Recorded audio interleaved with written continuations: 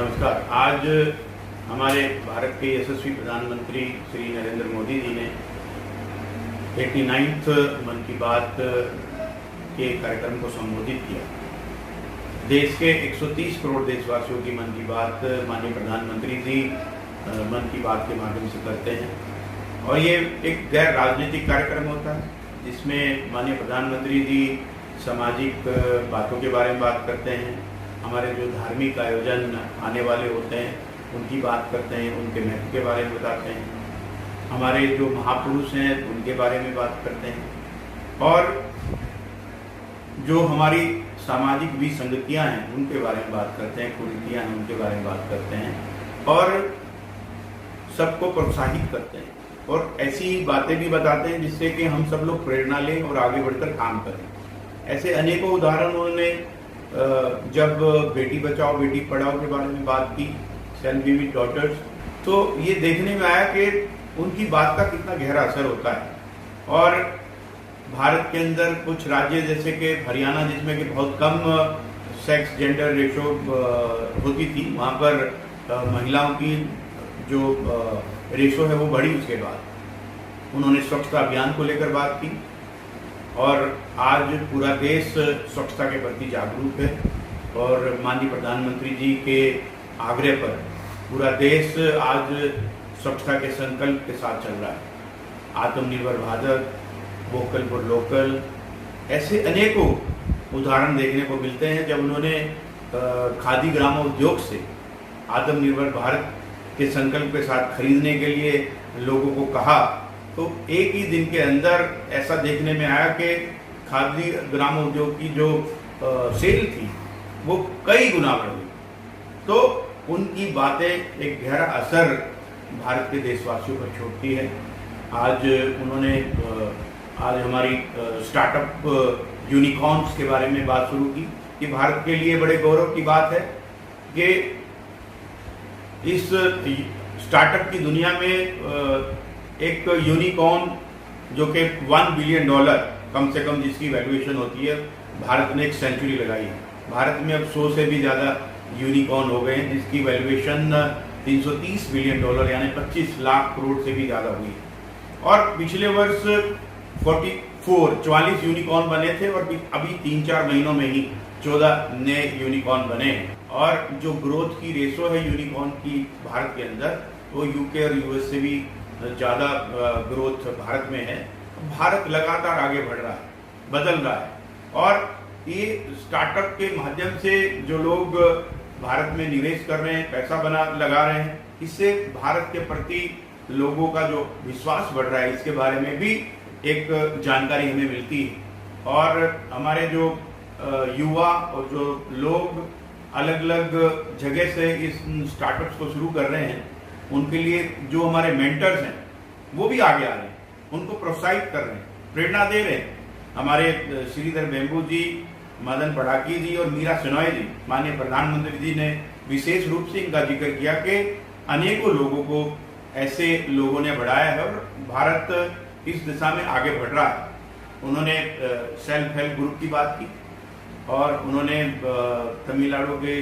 थांजुवर से उन्होंने बताया कि एक बहुत ही अच्छी डॉल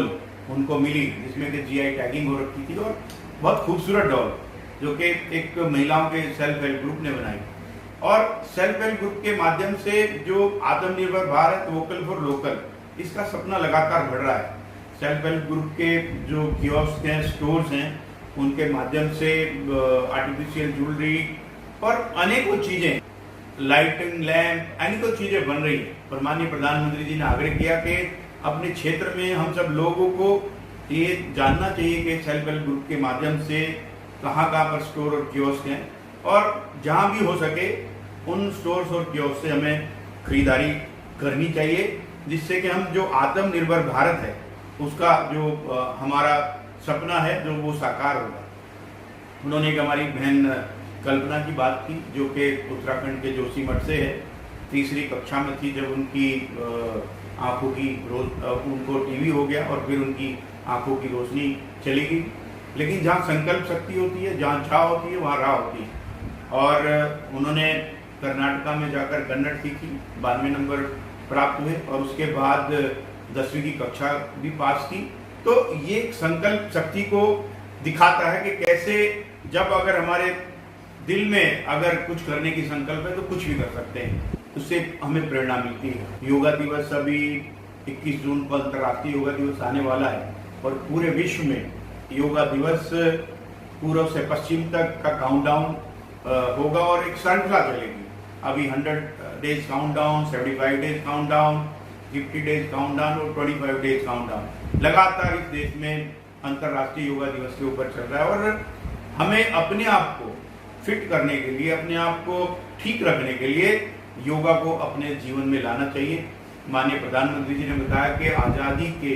अमृत महोत्सव के अवसर पर पूरे भारतवर्ष में 75 जगह विशेष कार्यक्रम भारत सरकार के द्वारा इस बार आयोजित हो रहे हैं। और उन्होंने आग्रह किया कि हम सब लोगों को मिलकर भी योगा के कार्यक्रम ज़्यादा से ज़्यादा करने चाहिए। चाहे वो, उन्होंने कहा कि अगर हम अपने शहर में कोई प्राचीन मंदिर हो, कोई पर्यटक स्थल हो,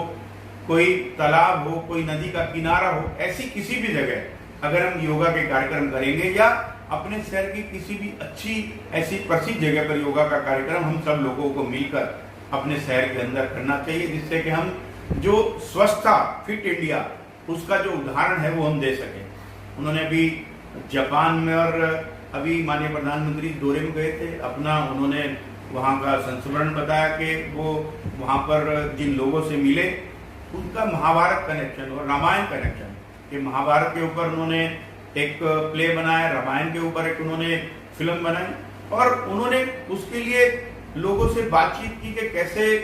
रामायण के अंदर कौन कौन से पात्र हैं और उसके बारे में पूरे एक ऐसी फिल्म बनाई। और उनको देखकर ये आश्चर्य हुआ कि ना तो वो भारत को जानते हैं, ना भारत की परंपराओं को जानते हैं, लेकिन फिर भी भारत की संस्कृति के प्रति उनका समर्पण और प्यार देखकर उनको बड़ा आश्चर्य मिला। और हम सब लोगों को ये जानना चाहिए कि हमारी सांस्कृतिक धरोहर के प्रति लोगों में कितनी आस्थाएं हैं। उन्होंने हमारे आंध्रा के राम गोपाल रेड्डी जी का एक उदाहरण दिया, जो अपने आप में एक अनूठा उदाहरण है कि जब वो रिटायर हुए तो उन्होंने पूरी की पूरी धनराशि जो हमारी बेटियां हैं उनकी शिक्षा के लिए पूरी की पूरी उन्होंने डोनेट कर दी। और उन्होंने सुकन्या समृद्धि योजना के अंतर्गत करीब करीब 100 खाते खुलवाए, जिसमें कि 25 लाख रुपए से भी ज़्यादा उन्होंने जमा किया। ये एक अपने आप में इतना बड़ा उदाहरण है कि हमें सीखना चाहिए, हमें प्रेरणा लेनी चाहिए कि रिटायरमेंट का सारा पैसा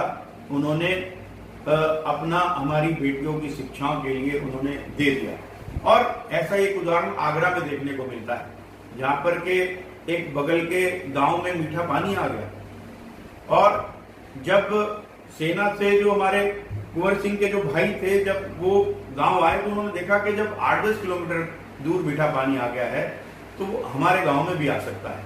तो उन्होंने देखा कि इसके ऊपर 30-32 लाख रुपए का खर्चा आ रहा है, तो उन्होंने वो राशि दी और अपने गांव में 30 से 32 लाख रुपए का जो खर्चा उन्होंने स्वयं कर अपने गांव के अंदर वो पानी लेकर आए। तो ये उदाहरण हमें देखने को मिलते हैं कि ऐसा हम सब लोगों के लिए कि ये आज़ादी का अमृत महोत्सव है और हम सबको संकल्प लेना चाहिए। यही हमारी साधना है और एक ही साधना है कि हम सब लोगों को काम करना है, कर्तव्य करना है, कर्तव्य करना है और कर्तव्य करना है और देश के प्रति और मानवता के प्रति अपने आप को समर्पित करना है। माननीय प्रधानमंत्री जी जब भी मन की बात में ऐसी बात करते हैं तो उनसे हम सब लोग प्रेरणा लेते हैं और आने वाले दिनों के अंदर और अनेकों उदाहरण ऐसे मिलेंगे जिन्होंने के माननीय प्रधानमंत्री जी की मन की बात सुनकर इस देश के लोगों की सेवा की, अच्छे काम की शुरुआत की। बहुत बहुत धन्यवाद। नमस्कार।